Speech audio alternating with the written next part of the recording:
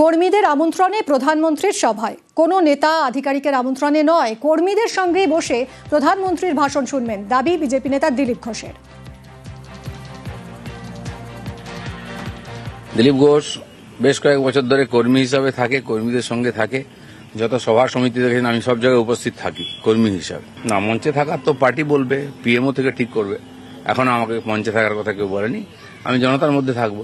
রাজ্য বিজেপির তরফ থেকে আপনার কাছে কোনো না, এখনো পর্যন্ত আমার কাছে কোনো ইনফরমেশন আছে।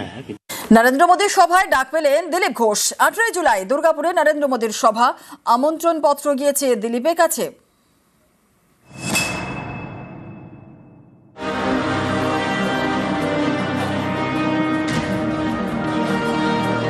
18 জুলাই পশ্চিমবঙ্গে আসছেন প্রধানমন্ত্রী নরেন্দ্র মোদী।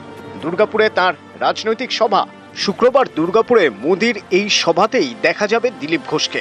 রবিবার তাঁর কাছে পৌঁছে গিয়েছে আমন্ত্রণ পত্র।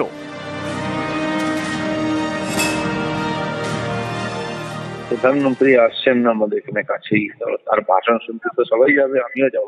মঞ্চে কে থাকবে সেটা ওনার যে প্রোটোকল আছে, পিএমও আছে, তারা ঠিক করে। ওখানকার সাধারণ কর্মীরা আমাকে বলেছেন আসার জন্য, তাই যাচ্ছি তাদের সঙ্গে। বিজেপি কর্মী হিসেবে আপনি উপস্থিত থাকবেন? হ্যাঁ, প্রধানমন্ত্রী ভাষণ শোনার জন্য নিমন্ত্রণের দরকার নেই, কেউ আটকাতে পারবে না কাউকে, সবারই যাওয়া উচিত। তো আমি যাবো আর আমার প্রধানমন্ত্রী। দিলীপ ঘোষ অন্য দলের নেতা নাকি? দিলীপ ঘোষ পার্টির সঙ্গে ছিলেন, আছেন, দিলীপ ঘোষ থাকবেন। দিল্লি আর বাংলা বলে কিছু হয় না। পশ্চিমবঙ্গে দিল্লি লাইনও নেই, আর পশ্চিমবঙ্গে কেরল লাইন নেই, বেঙ্গল লাইন নেই। পশ্চিমবঙ্গে একটাই লাইন হচ্ছে বিজেপি লাইন, আর একটাই উদ্দেশ্য হচ্ছে তৃণমূল কংগ্রেসের বিষয়।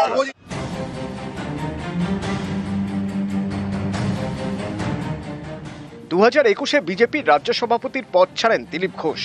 তারপর থেকে নরেন্দ্র মোদী বা অমিত শাহর মতো শীর্ষ নেতা বাংলায় এলে তাদের সভা মঞ্চে খুব কমই দেখা গিয়েছে তাকে।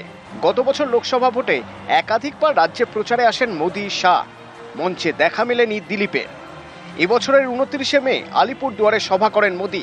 রাজ্য বিজেপির সমস্ত প্রথম সারির নেতা সেখানে উপস্থিত হলেও ছিলেন না দিলীপ। লিডার আছেন, তাদের প্রোটোকল থাকে, তাদেরকে থাকতে হয় প্রাইম মিনিস্টারের সঙ্গে। আমি কোনো পদাধিকারী নেই, আমি সাধারণ কর্মী হিসেবে এখানে যখন আসবেন সেখানে যাব। আমাকে পার্টি যে দায়িত্ব দিয়েছে আমি নিষ্ঠার সঙ্গে সেটা পালন করেছি। আমরা সাধারণ কর্মী, পার্টি যেমন দায়িত্ব দেয় সেটা করি, আর আমাদের অবদান রাখার চেষ্টা করি।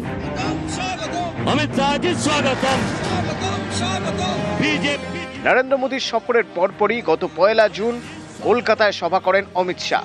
সেই মঞ্চেও দেখা যায়নি দিলীপ ঘোষকে। শীর্ষ নেতাদের সভায় দিলীপের এই ধারাবাহিক অনুপস্থিতি জন্ম দেয় নানা জল্পনার। প্রশ্ন ওঠে, তাহলে কি দলের মধ্যে কোণঠাসা দিলীপ? এমনই পরিস্থিতিতে বঙ্গ বিজেপিতে নেতৃত্ব বদল। সুকান্ত মজুমদারের জায়গায় রাজ্য সভাপতি শ্রমিক ভট্টাচার্য। শ্রমিকের অভিষেক মঞ্চেও দিলীপ ছিলেন না। কিন্তু তারপর থেকে ছবিটা কি বদলাতে শুরু করেছে? কারণ সল্টটেকের অফিসে বৈঠক করেন শ্রমিক, দিলীপ। দুজনের গলাতেই শোনা যায় একসঙ্গে চলার বার্তা। আমাদের এখানে কোনো ভেদাভেদ নেই। ক্ষণিকের জন্য কোথাও দূরত্ব তৈরি হতে পারে, এর অর্থ এটা নয় যে সে দলের বাইরে চলে গেছে। আমি 15 দিনের মধ্যে সংঘবদ্ধ বিজেপিকে পশ্চিমবঙ্গের মানুষ দেখতে পাবে। আমি বিজেপিতে আছি, বিজেপির কাজ করছি। শ্রমিক দা আমার চেয়ে পুরনো পার্টির, তিনিও বলেছেন সবাইকে নিয়ে কাজ করতে হবে, আপনাকে সময় দিতে হবে।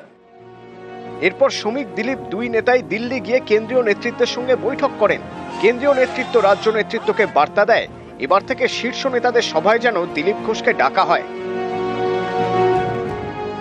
তারপরই নরেন্দ্র মোদীর সভায় আমন্ত্রিত দিলীপ ঘোষ। নিউজ 18 বাংলা।